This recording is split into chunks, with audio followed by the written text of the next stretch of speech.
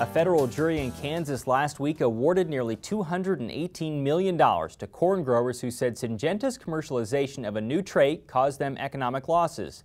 Plaintiffs in the class action lawsuit said the introduction of the new varieties led to China rejecting shipments of U.S. corn in 2013 and pushed prices for the commodity lower. Nebraska Extension Ag and Water Law Specialist Dave Aiken joined us Thursday morning to recap the case and explained how it could affect farmers across the country.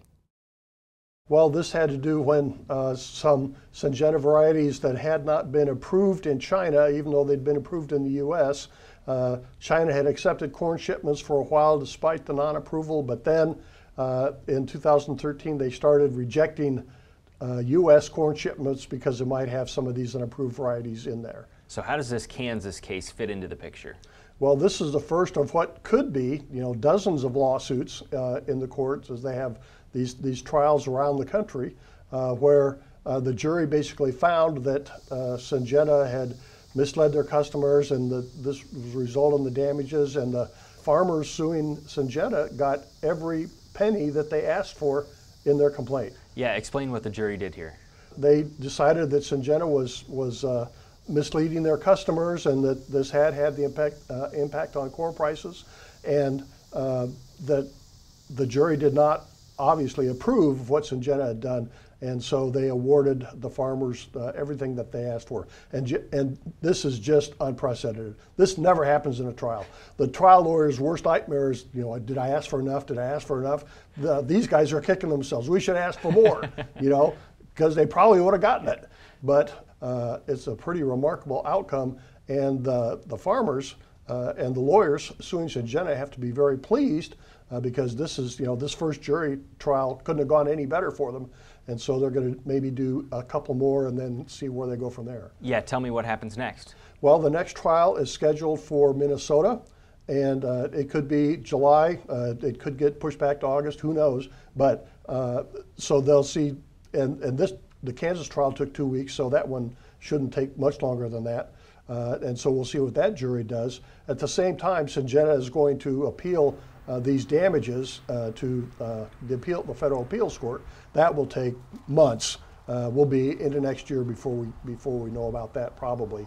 So this is the beginning of the process, but it's the beginning of something that still looks like a very long-term process. What does this all mean for Nebraska corn farmers? Well, we have a state class for Nebraska corn producers set up, and they're just going to, the lawyers in charge of the Nebraska class are just going to kind of wait and see, if there's, if the Minnesota jury reacts the same way that the Kansas jury did, and if those damage amounts are upheld on appeal, then Syngenta is going to say, okay, the trend is pretty clear. Let's enter into settlement negotiations. But the Minnesota jury could say, oh, they weren't so bad. They didn't. There are other things that caused the price to go down. So we really just but this is a first step and kind of a key step. Can you tell me in this Kansas lawsuit how large the payments could be per farm and why that is the case, or why it is the way it is? Yes, it looks like it will be between $15,000 and $18,000 per farm. Now, I tried to find out, how many acres, how many bushels, to try to break that down more precisely, and I couldn't.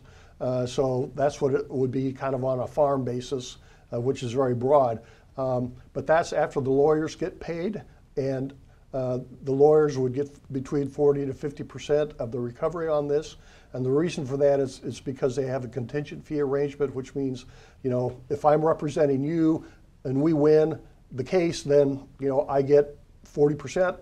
But if we lose, you don't have to pay me anything. And that's the deal that these farmers had on this case.